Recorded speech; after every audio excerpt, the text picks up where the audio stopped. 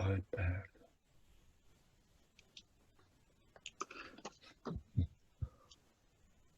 You know, Amanda, there's a little introduction about you. So a little bit, I know that Amanda has previously given a talk to the Lewis Carroll Society about Yayoi Kusama, and this is a slightly different talk in that it's about not just Japan and Yayoi Kusama, but a broader Asian culture's view of Alice.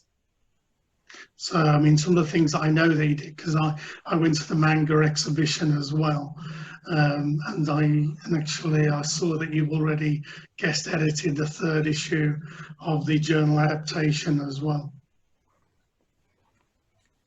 So if I just kick off, so what is the, obviously I know that you're a professor in Asian cultures, and what's your interest in Alice and in Asian culture?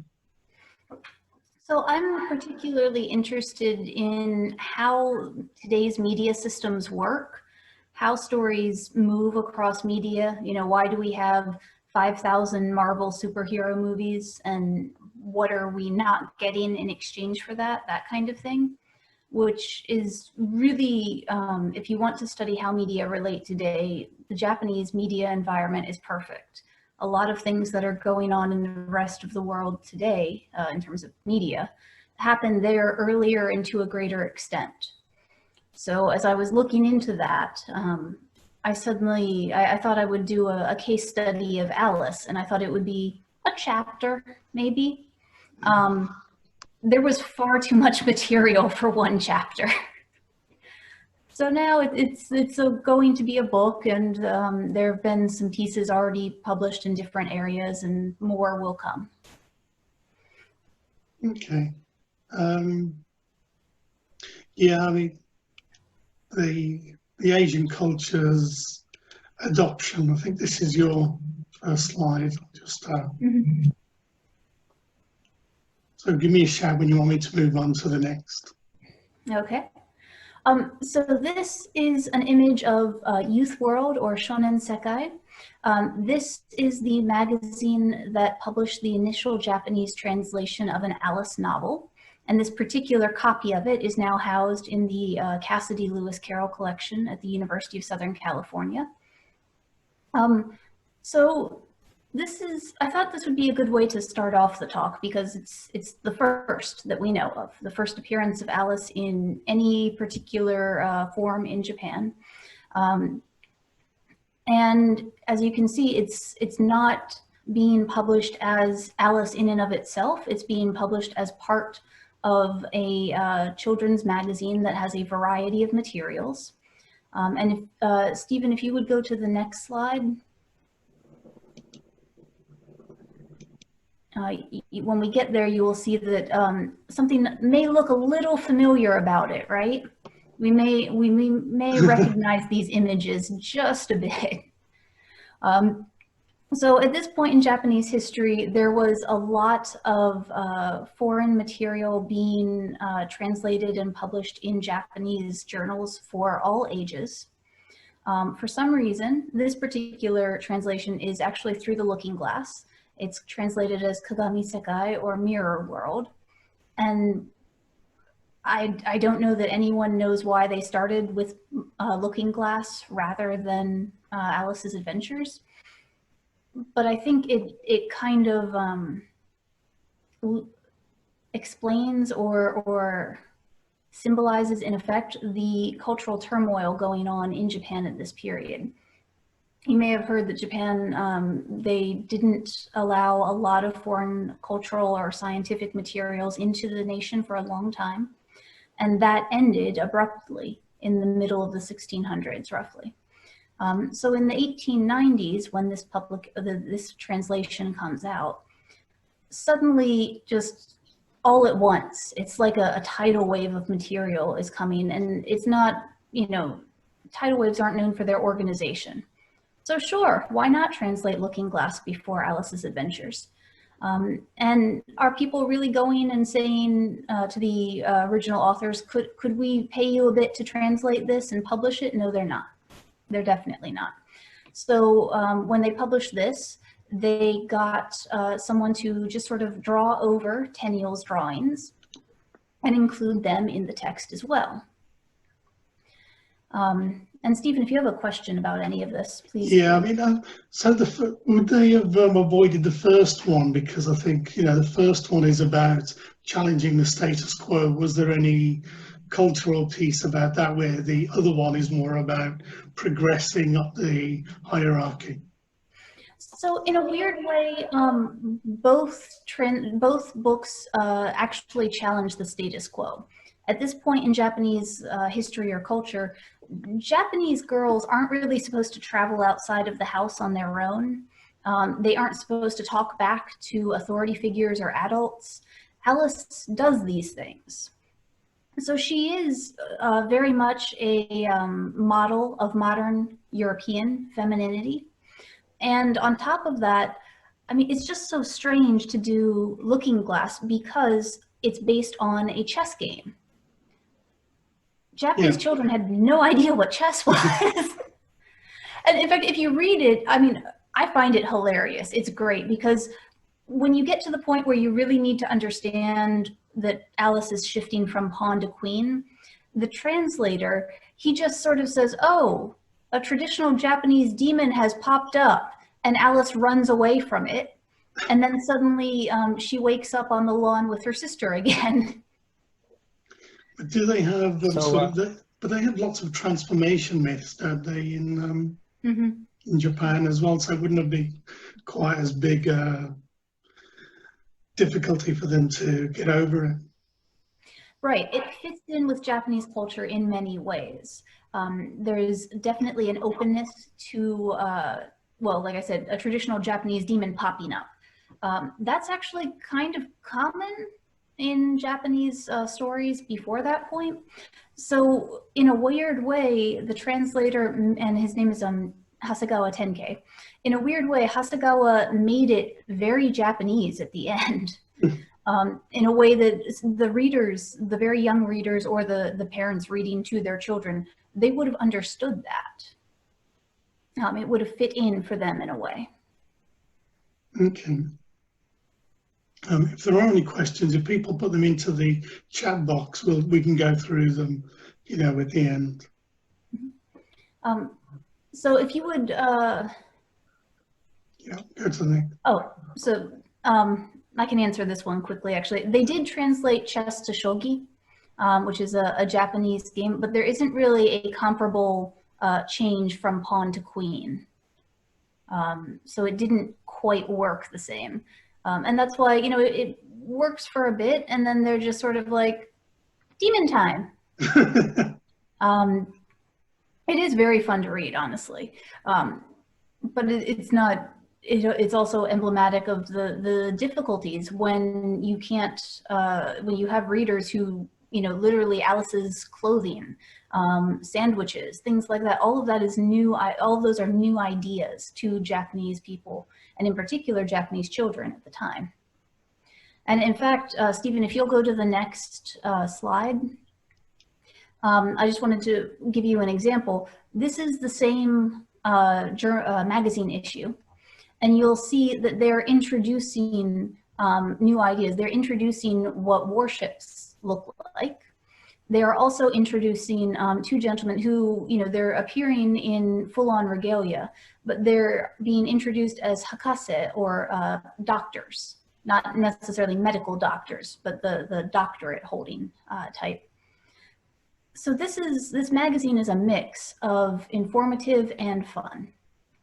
And I mean, like I said, the Mirror World translation, it's very fun. You definitely get that. And that's something that sets this magazine aside or apart from earlier children's magazines. It's not like they have a huge tradition in Japanese history, but there were a few more that popped up before Youth World. And many of them are very didactic. They're kind of boring, not to be mean. So when Youth World comes along, they do try to be interesting. So Mirror World does introduce new ideas, in part through images like these, in part through sometimes articles, but also by having translated works like Looking Glass that allow them to introduce, what is a sandwich, but in a way that's much more interesting. So there's sort of two elements. There's the story element, then actually the other interest is the cultural, strangeness of it as well. Mm-hmm. And that marks many early translations of Alice into Japanese. This idea that, it's educational. And in point of fact, there are, for a reason I still don't quite understand, but there are a lot of English language learning textbooks that are that use Alice in Wonderland either in part or in whole. There was one from, I think, as early as 1921, where it's a two-page spread with the Japanese translation on one side and the English text on the other for adult language learners. So they're learning wonderful words that don't actually exist in English. But again, it's more fun, right? Yeah, and that still happens today. German versions as well. I've often found amateur Japanese translations of Alice online, where people who have a little bit of English classes, they want to do their own translation of Alice for fun, and they get pretty interesting. And maybe that's a good point to jump to the next slide. For a while, the only versions of Alice that I have found in Japan are textual. But then when you get to today, suddenly we have everything. So the left-hand image is an advertisement for a clothing company called Putumayo. Their designer loves Alice. So every collection includes a few Alice items. Sometimes they're almost solely Alice items, and they look very lovely. So we have definitely Alice clothing. There's a genre of clothing called Lolita, and that has in fact been described as inspired partially or half by Alice in Wonderland, the other half being by Rococo culture, French Rococo culture. Then we have a number of Japanese comics or manga, including Are You Alice, which I have volume 1 of on the screen on the top right here. And Alice in this case, if you can tell from the coloring of him, there's a question as to whether the young gentleman in the white suit is in fact Alice in this series. And you'll get even references to Alice in things that aren't necessarily 100% about Alice. So the bottom image is from the end credits of an anime or Japanese animation called Dance with Devil. And for no particular reason, in the end credits, they dress the protagonist up as Alice. So these are just sort of showing the variety of forms that Alice now takes today in popular culture. And I have some examples from the fine arts, but Stephen, did you have any questions about any of these? No, I mean, I've come across not these in particular that I've seen. Alice in the Land of Hearts. There's there's lots of manga comics, and the styles of them are very different. I mean, I like particularly the Alice in the Land of ones, because they're like a cross between Alice in Wonderland, a caper movie, like an old Ealing comedy, with a bit of Quentin Tarantino thrown in as well. Yes, the Alice in the Land of Hearts is based on the video game series, right? Yeah. And those are particularly interesting from a production point of view, because the game company that created that game, the initial Alice in the Country of Hearts game, that company's really sort of came to success and prominence and financial viability through that game. So they made several spin-offs. They've also got, was it Alice in the Country of Diamond, Alice in the Country of Clover. They did make... And each of them have got a number of books as well. There's, it's quite incredible when you see it. And the books that they have, the manga that they have, are often created by different people. They've even published, although I don't think they've been translated into Japanese or into English, sorry. They've even published a number of collected volumes where each chapter is set in the world of the games, but it's a one-shot story. It's complete in that chapter, and it's by a different person. And they've got a whole series of these, which just goes to show how wildly popular this material is, but also how welcoming the creators are to other people getting involved and sort of playing in their sandbox. Yeah, there's a whole theme, I mean, not even just in Asia, of, I think what you would call it, remediation, where the story is taken, and I know it's a theme of the talk, but it happens with film, with animation, theatre. Mm-hmm. And that's sort of where, theoretically at least, my work is aimed at.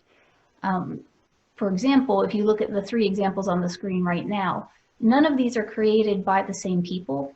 I've never come across any suggestion that any of the people involved in creating these even know each other. So they're all working in these same ideas, and they're all creating unique materials. But then you get spin-offs of these things that then take on a life of their own in turn.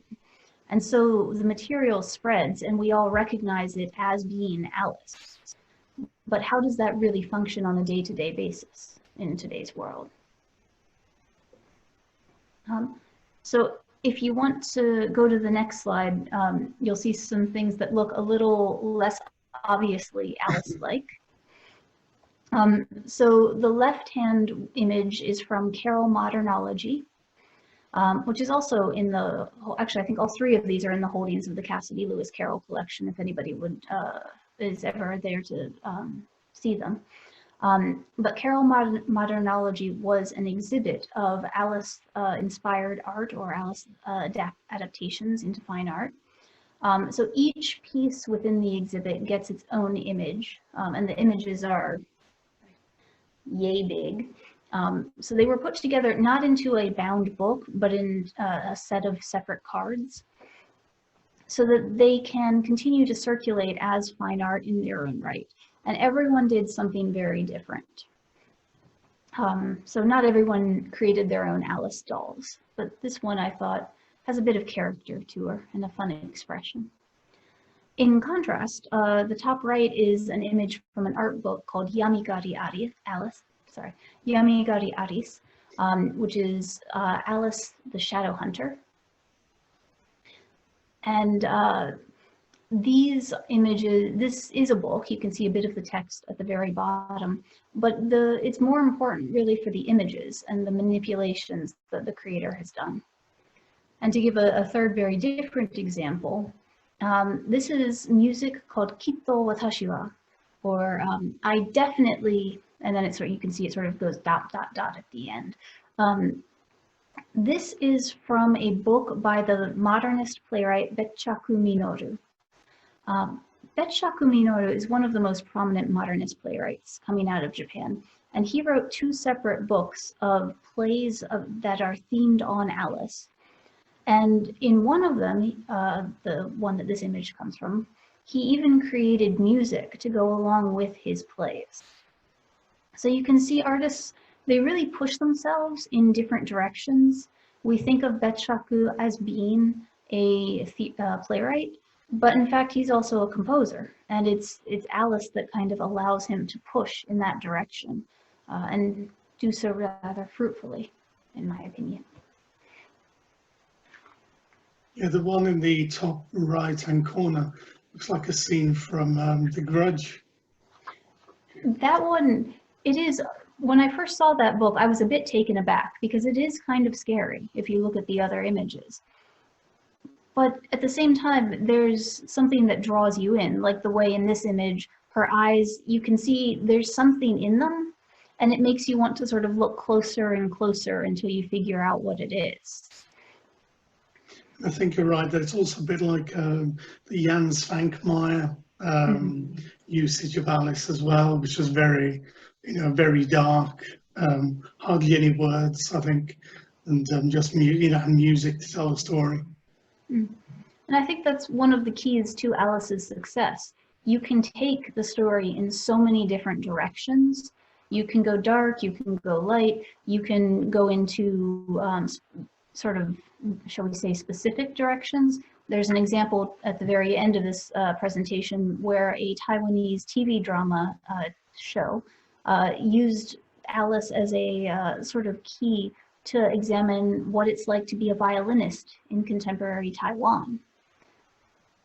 There's nothing about Taiwan, there's nothing much about, you know, how to be a violinist in Alice, but they found a way through Alice to explore that territory, which is fascinating. Okay, what's the next? Yes. Speaking of exploring territory, the next slide is a quartet of places that I was able to visit with the guidance of members of the Lewis Carroll Society of Japan, who were very kind to me when I've been there. So you can see on the left, you get two different restaurants, two different Alice-themed cafes. And I feel the need to point that out because you can kind of see on the bottom one, the restaurant had very dark decorations, and yet the top restaurant had very light sort of afternoon cakes and tea type atmosphere. And if you can't tell in that lower image on the left, there's a little cookie that has been cut in the shape of Alice, decorating the dessert there. The top right is actually an Alice-themed store called Alice on Wednesdays, or Suiyobi no Aris. They only sell Alice materials, and this is only one level of a store that I believe had something like 4 to 7 floors. So they have a wide variety of materials in pretty much every format you can think of, up to and including flavored popcorn, which is very tasty. And then you can, if you want something of your own design, the bottom right corner came from just an everyday department store called Tokyu Han's. And that's just fabric that you can buy and make your own material out of. So I like putting these three together because they kind of show how you can do Alice in your own way in Japan. If your version of Alice is very themed on tea, for example, you can go out and have tea with your friends in an Alice-themed cafe. If your idea of Alice is a little more decorative, maybe you want your own Alice hair tie or something like that you buy at Alice on Wednesdays. The darker restaurant, that is a wonderful place to, say, have maybe a romantic dinner out with your spouse. Or maybe you are sort of more prosaic and you want to decorate your apartment so that you can see a bit of Alice every day, in which case maybe you make a table skirt or something, or a throw pillow out of Alice fabric. You can modify it to match your lifestyle in a variety of ways in Japan. And I think that's worth pointing out because there's this flexibility on the part of both artists and consumers, right? We talked a little bit about how artists can take Alice in all sorts of directions. They can explore all sorts of different themes and ideas, but then consumers as well. They can exercise a degree of creativity and personalization, I guess, just in terms of how they choose to integrate Alice into their lives. So it's really key to Alice's prevalence in Japan, and also its enduring nature, its enduring popularity, that it is in fact very flexible and very malleable to people's interests. Yeah, I think we had American McGee a couple of months ago giving a talk about video games, and he's based in Beijing rather than Japan, but he was also saying how big the cosplay aspect of it was as well. You know, oh, yes. The amount of effort, detail and time that goes into, I mean, if you look at the food on the bottom left or dressing up, is just incredible. Oh yes, I think I saw that talk, and I believe he was talking in particular about cosplay as characters from his games. Yeah. there is also a sort of culture of what you might think of as weekend cosplay, sort of. I don't think it's done quite as much as it used to be. It was particularly popular about 10 years ago. You know, most students in Japanese schools wear uniforms, and their appearance is very strictly regulated at school. So the way they have responded to that is by, on the weekend, dressing up, you know, just going full on unique in their styles. And that does mean, or can mean, quite a degree of personal work in creating clothing to their taste. And that's where that Lolita style of clothing that I mentioned comes in, Yeah.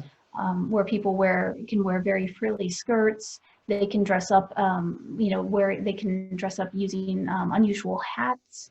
And particularly, they can dress up as sort of the Mad Hatter or Alice. There's a neighborhood in Tokyo called Harajuku, where young people used to just, on a Saturday morning, they would dress up in these very detailed outfits that must have taken, you know, dozens of hours to put together. And some of them, the pieces were bought and, you know, cost hundreds of dollars each. And yet they would basically, as a hobby or to express themselves, dress up and go to Harajuku and hang out with their friends for a few hours on a Saturday. It was a very important outlet for those young people.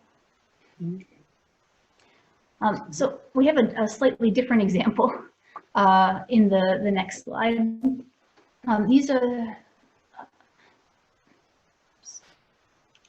These two images are from a series of 6 commercials, which I think you can guess were for Kit Kat. Kit Kat hired a renowned director, Iwai Shunji, to direct these commercials, and they include the same 2 girls. The series was called Hana to Aris, or Hana and Alice. And you don't exactly get the direct sense initially when you watch the first commercial that this is Carroll's Alice, but in fact it is. The series was set in a contemporary Japanese high school, and it was a solidly successful set of commercials. But here's the thing: if you hire a renowned director to do a series of 6 commercials, he's going to get a bit invested in the project. And he really liked this idea of Carroll's Alice, whom he created as a ballerina in contemporary Japan, with her friend Hana. So if you go to the next slide, you will see that Iwai retained the 2 actresses to create a film called Hana to Aris, or Hana and Alice. And this is, there's a poster advertising it on the left here. And you can kind of get the sense that one of them is in an upside down world compared to the other. But you also get the sense that you're not sure which one is which. And then this wasn't enough for Iwai. So he actually created his first ever animated film, Hana to Aris Satsujin Jiken. And its official translation is The Case of Hana and Alice. But I don't think that's a great translation because it's specifically the murder case of Hana and Alice, which gives a significantly darker vibe, title-wise, I think. And it's quite funny. You can see from the colors, it doesn't seem like it's very dark, but it is a rousing sort of adventure. It's how Hana and Alice meet. And to put it simply, they meet because they think somebody may have been murdered, and they're going to investigate. Which I don't think I ought to spoil for anybody. It is quite fun. And it's a prequel, in a sense, to the live action film. But even that wasn't enough for Iwai. So he, not directly, he hired an artist, but to create that same story, The Case of Hana and Alice, as a manga. And this is getting into part of what I think is so fascinating about Japanese adaptations. Very, very often I find someone doesn't make one Alice adaptation. They make 4, they make 5, they make a series, they make things that are sometimes tied together, as in the Hana to Aris, but sometimes they make things that are strikingly different. there's a screenwriter named Konaka Chiaki, where, I mean, he's very, very successful. But out of his, I don't even know, 20 some works last I checked, there's something like 6 that either feature a character named Alice or somehow refer to Wonderland. I think his best known work is probably a series called Serial Experiments Lane, which again features a young girl named Alice, who is not the protagonist, but it also features, in effect, an electronic wonderland or a digital wonderland that the titular Lane seems to either get lost in or get Alice lost in. So this flexibility of Alice, I find, turns into, for some artists, almost a recurring, not so much a recurring motif, but almost an obsession, where they're always going back to it. And you mentioned my work on Kusama.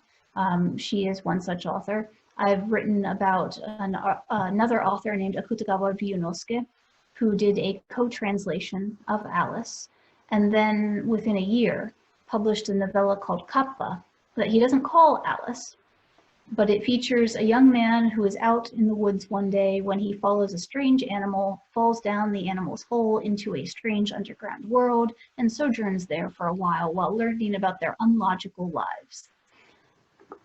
I feel like it's kind of obviously Alice. So this recurrence that I have found is really fascinating to me. The way Alice gets into people's minds, and then like how I was originally supposed to write one chapter on it and now I'm writing a book. Alice doesn't seem to leave people alone afterwards. So that aspect of Alice, its repeated utility for artists, also kind of ties into something on the next slide, which is that anyone can make something that anyone can make an Alice adaptation. So you mentioned Alice in the Country of Hearts. The bottom right image is from the screenplay of one of the Alice games. But Japan's games industry is very well developed. So they have games that are made by very big companies, but they have games that are also only made by, one maybe person. Sometimes it'll be one person plus a friend. And as a result of that, you have a lot of much smaller games that never get translated and that can almost be forgotten. So the top image here is from the game Aris to Ain no Maho, Alice and the Magic of Love. And I wanted to contrast this because it's very similar to Alice in the Country of Hearts in that they both come from the same genre. There's a genre of Japanese games called dating simulations. The player plays the protagonist character, but for some reason, the protagonist either wants to fall in love with a character or all of the other characters want to fall in love with the protagonist. So the player has to navigate through the game, trying to end up in a romantic relationship with the character of their choosing. So in games, since we have 2 examples of this, in Alice in Wonderland dating simulation games, you'll find that characters like the Mad Hatter or the Dormouse become very attractive young men. And so the player is pretending to be Alice, choosing between the attractive young men. I think in the Land of Hearts one, even the White Rabbit was called Peter, so I was thinking, this has really moved away when Alice was romancing about 3 or 4 different people. I was thinking, this is definitely not in the original script. It is, I think, in part a marker of how flexible Alice can be. And that flexibility in this case means that it's highly adaptable to this pre-existing genre. This is a very popular genre within Japanese video games. You can find you can find variations on this where the player is male. You can find variations where the player is female. I think you can find variations where you can choose either male or female, and you have a bevy of different potential romantic partners for yourself. But the games can also, or that genre can provide an entrance for, I don't want to say more interesting things, but different things than you would expect. If you ever play Alice in the Country of Hearts, I made the mistake of trying to play it quite quickly just to get a sense for the game. I think it took me something like 40 minutes to get beyond the part where you're talking to Alice's sister before she gets into Wonderland. It was very much about their relationship. When the screenwriters invented text that was not in Carroll's books to deepen the relationship between the two sisters. So, obviously they were very successful games, and they wanted to have successful games. But I do feel that creators can sort of, in this case, by merging the known property of Alice with the popular genre of dating simulation games, they were able to also add in, a bit of their own, this idea of interest in the sisterly relationship. And just just to add some balance to this, the lower left-hand game is not quite. It's not in the dating simulation game. Not all Alice games are, although there are quite a few now that are. But the bottom left one is Aris to Fushigi Nakan, or Alice and the Alice and Wonder Hall, or Wonder Building in a sense. This is a very small scale game, comparatively speaking. Alice in the Country of Hearts, you mentioned how many materials that they have now. There are many Alice in the Country of, or many people who have been employed in the production of Alice in the Country of Hearts. Alice in Wonder Hall, not so many people were hired in the creation of this game. It's a little more focused on puzzle solving in a sense. So you do get variation in terms of what people are doing, even with the single medium of games.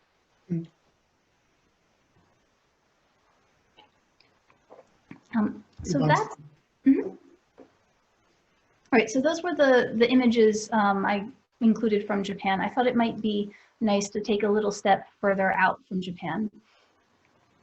So Japan, as Stephen mentioned earlier, Japan has a history of fantasy and supporting fantasy. Not every nation has that support, or not every time period in every nation has that support. If we look at Korea, for example, and India, where I have some images in a bit, there have been, for different reasons, but largely political is what they boil down to, there has been at times a focus on more realist works, or what are seen as more useful works. And so in the case of Korea and India in particular, you see that we don't have as many translations of Alice as we find in Japan. And you can compare that more directly if you want by looking at the 3 Alice in a World of Wonderlands volumes, which are a phenomenal resource. But even so, of late, as Korea, part of Korea's difficulty with fantasy came from its, shall we say, complicated political position, being colonized by Japan, dealing with the division into North and South Korea. And it's always had, during the 20th century at least, it had a very complicated relationship with authoritarianism and with Marxism. So there was a very strong bent in Korean literature in that period towards Marxist literature, which meant, some of it meant literature that was directly saying everyone should be Marxist, but some of that meant literature that was very realist and focused on the difficulties of day-to-day life. What it is like to live as a poor person, which is not really what Alice is about. I know I said it was flexible, but that one's a bit of a stretch, I think.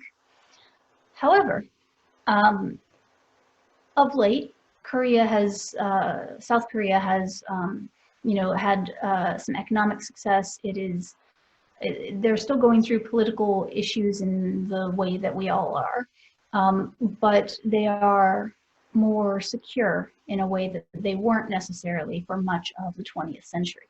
And so we get materials like Eun Suk Chin's Alice in Wonderland opera in 2007. So this was Chin's first ever opera, and she opted to create it, to create a version of Alice in Wonderland for it. And you can kind of see from the advertisement here, it was first hosted or put on in Germany, which I think also sort of points to the fact that there is an increasing degree of internationalism in Alice adaptations and in media more generally. Just as we've been able to talk about Alice in the Country of Hearts because many of the books have been translated into English, right? In the same way, now a Korean woman can create her first opera in Germany about an English story, which I think is utterly fascinating. But at the same time, if you would switch to the next slide. On this one, I've actually seen this one, and it's a because they put it on in the UK at the Barbican, and it was a in terms of opera, it was a multimedia production with cinema, people running around. You know, it was quite fantastical. I wish I could have seen it. I'm afraid I only know the secondary materials, but it looks fascinating, doesn't it? It was, incredible. Okay. Well, so the next slide is Alice Boy from Wonderland by Hu and-hee, directed in 2015. So this, you can kind of, I think, guess from the poster, it's a ghost story. And it uses the images and the symbols of Wonderland, the White Rabbit in particular, to tell this story about the ghost and the ghost's relationship to the woman, the Alice character, who is being haunted. And at the same time, I say that it is the boy who's considered kind of Alice in a sense. So it's a complicated story where the question becomes, who is Alice? Which I find tends to be a recurring theme in these adaptations, not in everyone, but I showed earlier the manga that is literally named, Are You Alice? This question of who is Alice? Can you be Alice? Can I be Alice? With the implied, yes, we can all be Alice, seems to be an increasing concept with these adaptations.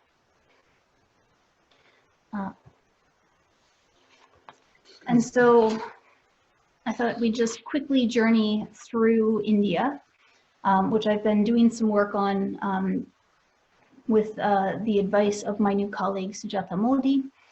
So she pointed me to Rabindranath Tagore. In 1892, Alice in Wonderland had not been translated into any Indian language that we know of. The first one was, I believe, Gujarati in 1917, as far as translations of Alice into Indian languages are concerned. But Rabindranath Tagore had read it, and in fact, he read it around the time that he wrote the titular story of this collection, The Land of Cards. And the implications there are quite, or the influences, if you read the story, are quite obvious. But I think this is particularly notable, because Rabindranath Tagore, he is the first sort of Western person to win the Nobel Prize in Literature. He is, of course, a huge proponent of, the fictional and non-fictional extent of literature. So in a sense, if anyone was going to support Alice in India, it would have been him, and it was him. But in fact, if you look at other people who were involved in the creation and building of the Indian nation in the late 1800s, early 1900s, like in Korea, but for slightly different reasons, they were very much in favor of useful narratives, things that were seen as directly contributing to the creation of a nation and the creation of modern citizens. So even though we have this wonderful short story from Tagore in 1892, you don't really, well, like I said, you don't have any translations of Alice for, what is it, 28 years or 25 years. And you don't really see a lot of other Alice materials popping up for a while. But as with Korea, if you'll go to the next slide, we do today find a wider variety. So this is Alice in the Wonderland of Dastangoy from 2015. Dastangoy is an Indian performance style that I cannot and will not try to mimic for you, but it involves a certain type of delivery that's very rhythmic and very engaging, and also very kind of quick and with an upbeat sort of pace. So these two storytellers on screen are in fact they've created an Alice in Wonderland Dasangoy, and they've performed it, and you can find it on YouTube. But you can see that the energy and the enthusiasm for Alice has really come to the fore now, despite that sort of disinterest in fantasy from a century ago. And so we can stop there if you want, or I can just talk a little bit about that last slide. I'm wondering, doesn't India have a tradition of fantasy stories as well? It does have a tradition of fantasy stories in the sense, in particular in the sense of some of the, I don't want to quite, I think I'm phrasing it a bit awkwardly, but if you think about many of the Hindu gods and their stories, there are very strong fantastical elements to those. But at that particular, India as a modern nation was created rather oddly because it was colonized by Britain and ruled by Britain for quite a while. And then when Britain left, the divisions, in particular the division between Pakistan and India, that didn't quite follow historical divisions between groups of people on the Indian subcontinent. So there was a great deal of concern, shall we say, between prominent people in Indian society about how do we come together as a nation? How do we see ourselves as one people? And so that led to this emphasis within literature on bringing ourselves together. Like, you're talking about people who don't even speak the same language. Yeah. So how do we create a single culture or a unifying culture? And that led to a sort of emphasis on utility at that period. Okay, shall we have a look at some of the questions that are in the chat room? Certainly. Okay. Find it. I stopped share for a while. There you go. Oh, it's possible to share the slideshow. So did they not translate the chess terms? Yes, you answered that. Question about Lewis Carroll. I mean, generally the fact that the copyright had expired meant it was fair game to be used by, same in the UK, theatre, film. Mm-hmm. Well, one of the interesting things about that is that I haven't seen any evidence thus far that anyone even cared. Nobody, I don't think some people knew that it was out of copyright. I don't think people were particularly paying attention to that. So it's this weird kind of non-entity copyright law for Japanese adaptations, at least.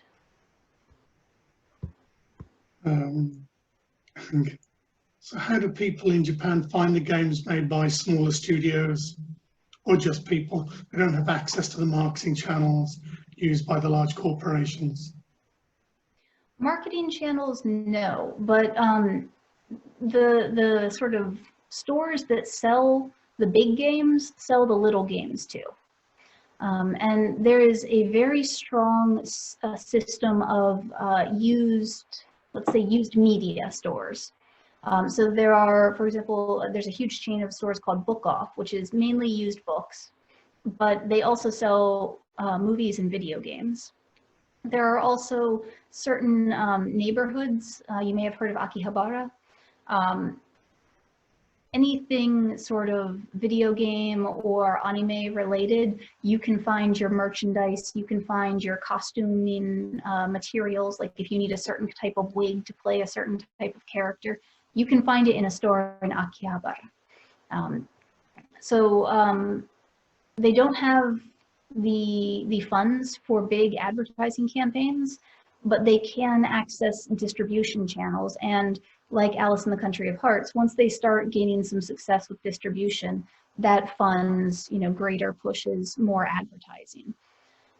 In fact, if I remember correctly, Alice in the Country of Hearts is one of several video games that actually start off selling CDs, which is to say music CDs. Well, not music exactly, but they will make sort of audio books that are based in the world that they want to make a video game in. And if that sells and is successful, then they'll make the game sometimes. Okay. Has your research taken you into China? So how's it viewed there? So I haven't gotten too much into China yet. There are definitely translations and adaptations in China. I don't know as much about video games or those kinds of materials in China, in part because the way that I have historically come across that, like with the small video games, because they don't advertise them, the way that you find out about them is that you go to the store that sells that kind of thing, and you spend a long time walking around the store just looking and trying to find something that's Alice like. I haven't been able to go to China, so I haven't been able to do that kind of on-the-ground research. There was a talk at the Lewis Carroll Society of North America general meeting when it was in San Francisco, which I think was maybe 2015. But one of the speakers talked about Chinese translations, and I believe that was also uploaded to YouTube, if you're interested in more about that. Okay. So Sharon Schroeder has got a question about, she's curious about Alice being popular or unpopular in Asian countries because of their view of fantasy in general. How did it fluctuate over time, and whether its reception history is at all different to other types of fantasy? So what seems to be the case, at least in my research, is that once Alice starts to become popular in its own right, it takes on a life of its own. And that's, again, due to the flexibility for both artists and consumers in terms of what Alice can be used for symbolically, for example. But it's also in what it's useful, but it's also in terms of just the fact that Alice does, it seems to get into people's minds, like with the Japanese artists I mentioned, who don't make one Alice material, they make 5. You can't seem to leave it alone once or forget about it.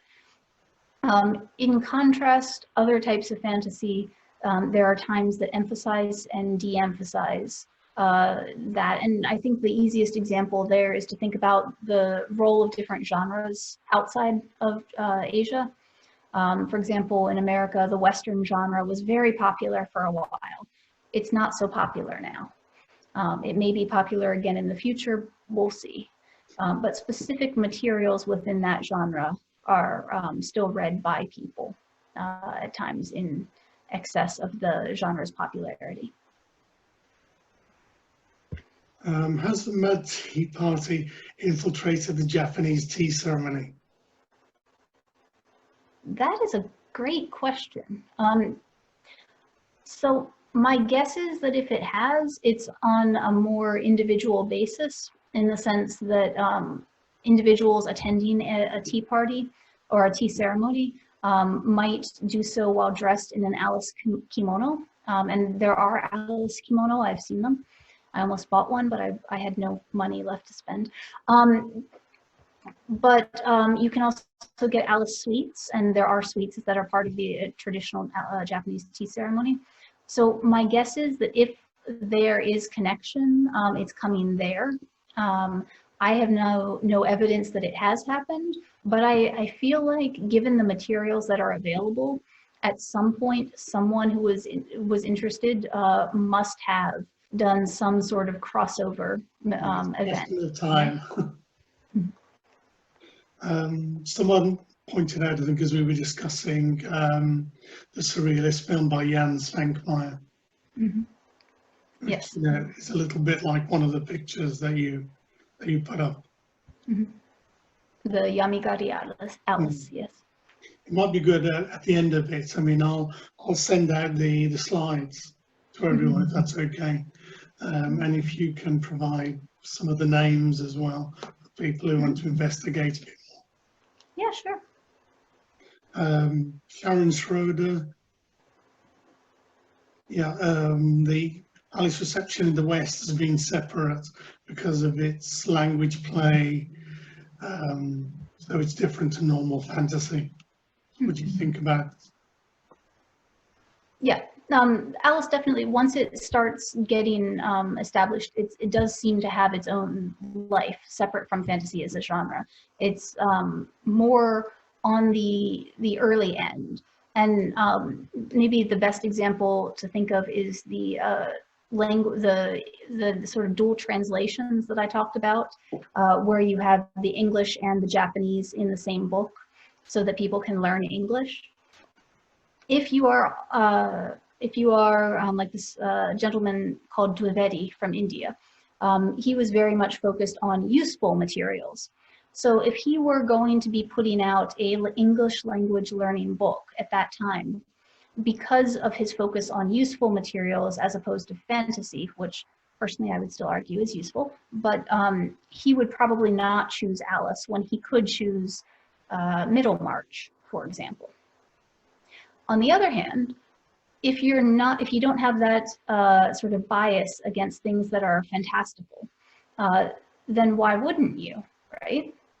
And once Alice gets established in its own right, then it becomes a known quantity. It becomes less a matter of, well, it becomes like we know it now as a classic in its own right. And then you don't identify it so much with one genre or your biases against certain types of material. Okay. Couple more questions. So do you know which period the Japanese translation becomes more consistent with the original material? Has the change been gradual or sudden? And is there any other reason why Alice was so successful in Japan, unlike other children's stories? Mm-hmm. Right. So as far as the translation content becoming more regular, that happened, I would say, somewhat steadily, but also somewhat quickly. Because so much Western material was coming into Japan in the late 1800s and early 1900s, the let's say the learning curve was very quick, or within let's see, 1899, within a decade, I would say, readers understood the concept of the Mad Hatter's Tea Party. They understood what a Mad Hatter was. They might not know why the Hatter was mad, the background of the materials involved in making hats, driving people, or making people ill. But they understood a higher degree or a higher percentage of the basic references within Alice.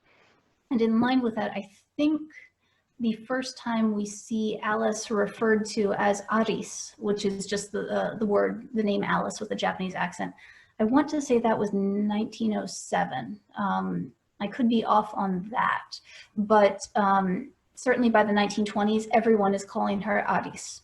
It's a known thing today, to the point that there is a mystery author whose pen name is Arisugawa Aris, or Alice River, which is totally not a normal Japanese name. I was going to say in the West, certainly in the UK, there was almost a reverse discovery of Chinese culture.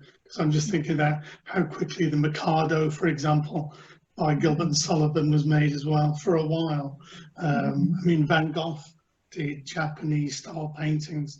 There was a rediscovery of Japanese culture in the West, almost a reverse Alice phenomenon. That time period is really fascinating artistically. You see the Japanism style, and particularly in painting and its relationship to Impressionism in Britain and France in particular. Even as you see Japan suddenly importing, you know, Tom Sawyer and Alice in Wonderland. So it's a very vibrant period. Yeah. So is there a correlation between the popularity of Alice in a certain country and the strength of their ties to England? It's from Dana. Not that I've found, no. Okay. And I think I forgot to answer the second question on that one about, is there any reason why Alice is so successful unlike other children's stories? There are other children's stories that have been quite successful in Japan. I think part of the reason that part of the reason for Alice's continuing success is that it is so flexible and has so many distinct visuals. A lot of the materials that I work from, I see time and again, they're using the card suits, you know, the hearts and the clovers, the hearts and the clubs and those four, but they're also using images like teacups, the Mad Hatter's hat. That visuality makes it very flexible for anyone working in contemporary media that is anything other than basically a podcast.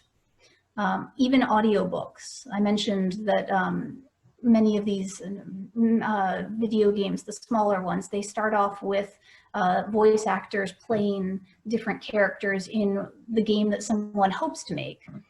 Even those come with images right on the cover. And actually, I think I have one here. Don't know if you can see this very well, but he's got, where's my finger? He's got, no, that's not at all visible. I'm sorry, but he has a pocket watch and a white rabbit is right on the cover there. So those kinds of images enable people to automatically tie in works to Alice in a way that you don't see as much with something like Heidi. Yeah, or you know, things like I'm trying to think of other things that were around at the same time, like the Water Babies as well, would have not have been. It's a clearer, as you say, it's a clearer visual with playing cards, which I suppose did exist in Japan in that period as well. They were, I think, imported around, well, they may have been, they weren't commonly played. Japan had its own version of that type of game, but I feel like they must have been known because sailors would have brought them. But they weren't a common thing, I would say, before then. And someone has just remembered that Tim Burton used the kimono in the Looking Glass film. Yes, he's situating Alice as a trader, right? As a traveler, yes, exactly. So it's a perfect tie-in there. And let me see if I can just see if I can. I'll try and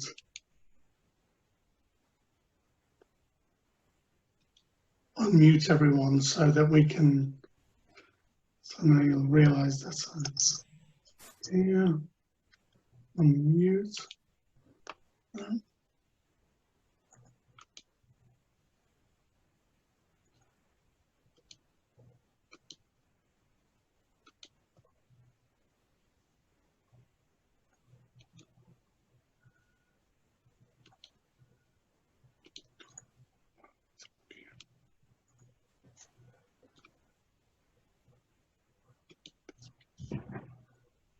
Okay. Just trying to see where the unmute piece is. Steve, you can unmute yourself. Oh, there you go. Because then, if any people have got any other questions, then they can fire them away. Amanda, very nice to see you again. and it was great. I remember your talk very well in London. I'm just wondering when we're going to see your book. Any idea? I'm afraid not yet. The proposal for it went under submission at a journal or at a academic publisher just a few months before the pandemic struck. So I'm not actually sure. I called their office once just to see how things were progressing, and they didn't even have anyone answering the phone at the time. So I can say the manuscript is progressing while I wait to hear back from them. So hopefully the end result won't be any particular delay. But it's I have a draft of pretty much everything in some degree of completion, shall we say. Great. There's always revising. Let us know. I'm sure I will, thank you. you want to mention it in Bandersnatch, I'm sure. And thank you for your talk. I mean, are there any other questions from anybody on the call?